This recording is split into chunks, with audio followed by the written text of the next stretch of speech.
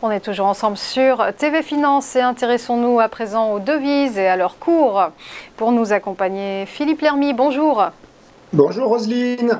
Vous êtes trader, formateur et ancien chef trader d'une banque centrale. Alors Philippe, on va d'abord revenir ensemble sur la réunion de la politique monétaire de la BCE. C'était jeudi dernier. Pas de changement radical annoncé, mais le sujet de l'inflation demeure prégnant. Tout à fait, donc elle n'a pas changé son quantitative easing, c'est-à-dire ses achats de titres, ni son QE, son quantitative easing spécial pandémie. L'eurodoll a monté puisque certains traders anticipaient l'annonce d'un plan de continuation de ce PEPP, le Pandemic Emergency Purchasing Programme, et cette annonce n'est pas venue. Donc Madame Lagarde a annoncé dans les questions-réponses qu'il se terminera, selon elle, alors je dis bien uniquement selon elle, puisque c'est que son propre avis, pas celui de tout le Conseil des gouverneurs, il se terminera comme prévu en mars 2022. Alors comme vous l'avez dit, le fait marquant, ça m'a choqué pendant la réunion. Elle a expliqué qu'ils avaient parlé d'inflation. Donc elle l'a dit 3 fois. C'est aussi, je pense, une raison pour laquelle l'eurodoll s'est mis à monter. Donc elle a donné 3 raisons expliquant cette inflation. D'abord, le décalage entre la reprise de la demande et celle de l'offre, c'est ce qu'on voit dans tous les pays. L'augmentation des prix de l'énergie, évidemment. Et puis, bon, un peu plus surprenant, local, la fin du taux réduit de TVA en Allemagne. Alors, elle a estimé, je cite, qu'il faudra plus de temps que prévu auparavant pour que l'inflation reflue, mais nous nous attendons à ce que ces facteurs s'atténuent dans le courant de l'an prochain. Nous continuons de prévoir une inflation inférieure à notre objectif de 2% à moyen terme. Bon, on est un petit peu surpris puisque l'inflation en zone euro récemment, elle a monté à plus 4,1%, c'est un plus haut depuis juillet 2008. Et alors si on regarde côté Allemagne, c'est même pire, c'est 4,6%, c'est un niveau sans précédent depuis le lancement de cet indice en janvier 97. Donc évidemment, rien que l'énergie, elle est en hausse de 23,5%. Et il faut réaliser qu'au niveau consommateur, cette hausse, elle n'est pas encore répercutée totalement, puisque c'est sous forme de contrats, ça va se voir au renouvellement des contrats. Donc, bon, Madame Lagarde, elle attendait de refroidir les marchés en mentionnant que les anticipations d'une première hausse de taux par les marchés pour juillet 2008 ne correspondaient pas à la forward guidance de la BCE. Enfin, on a vu qu'elle n'a pas convaincu. L'eurodoll a monté sur le coup et on voit que maintenant les swaps sur le marché interbancaire, les swaps EONIA, carrément donc intègrent une première hausse de taux un mois plus tôt qu'avant la réunion, c'est-à-dire en juin 2022. Alors, outre-Atlantique, on va parler du PIB américain avec un ralentissement qui s'avère plus fort que prévu et une consommation qui est plutôt en berne.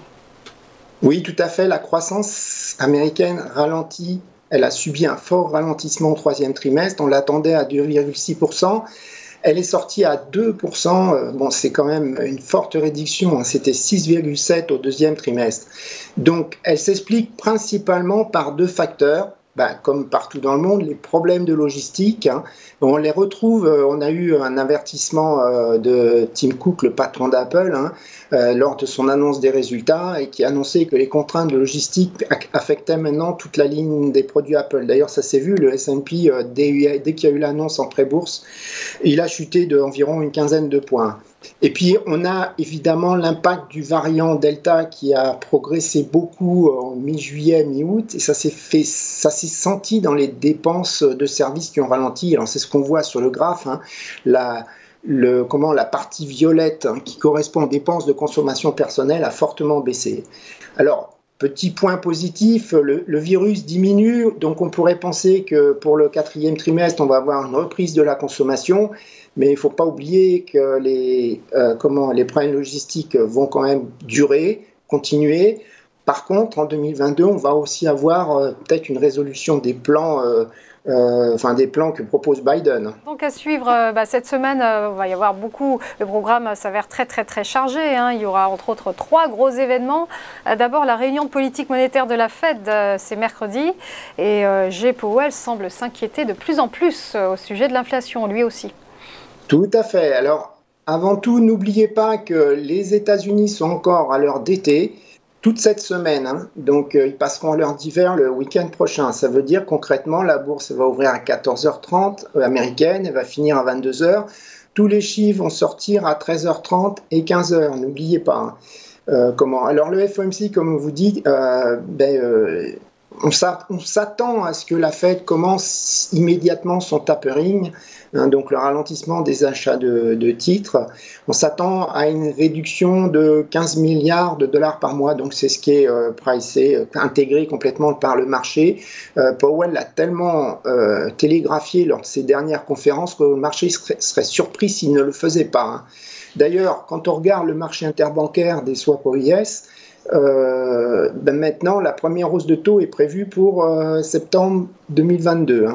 Bon, comme vous l'avez dit, Powell s'est montré de plus en plus inquiet sur l'inflation et les problèmes de logistique.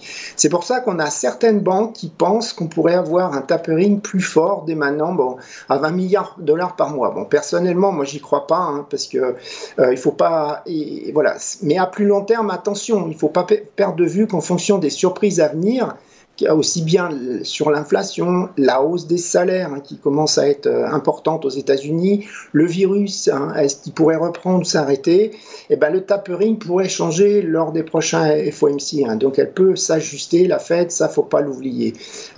Donc là, si on a un tapering de 15 milliards de dollars par mois, c'est le discours de Powell qui va être particulièrement scruté sur les points qu'on vient de citer.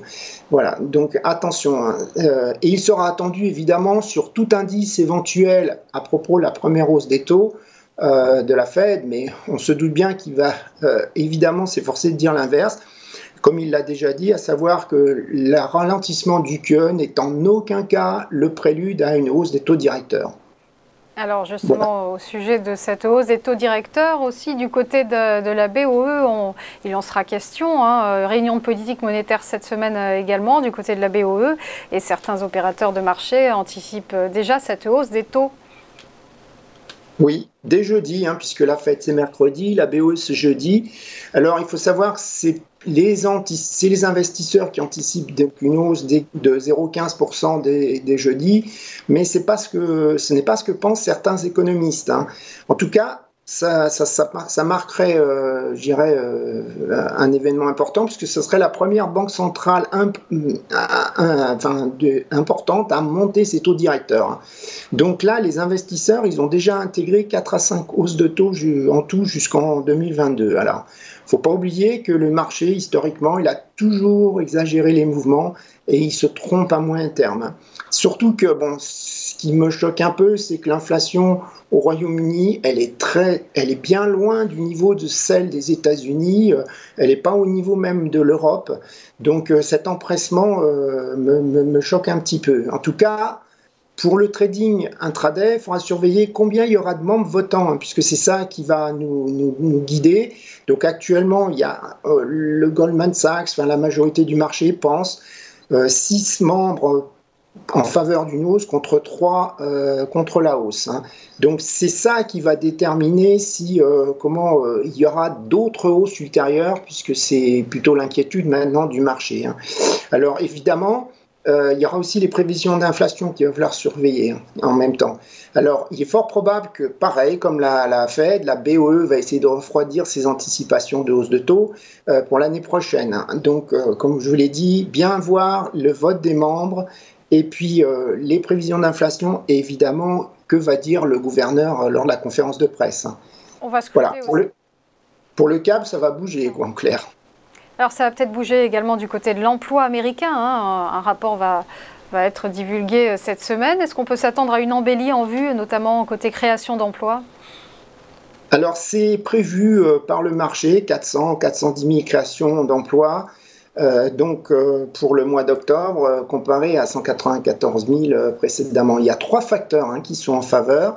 Là, c'est ce que vous voyez sur le graphe actuellement, les ralentissements des cas de Covid. La courbe bleue, c'est les cas de Covid en inversé. Et en jaune, ce sont les créations d'emplois. Donc, si les cas de Covid ne reprennent pas, on l'a vu, il y avait beaucoup de gens qui étaient restés chez eux pour aider des gens qui étaient atteints du Covid, mais pas forcément à l'hôpital.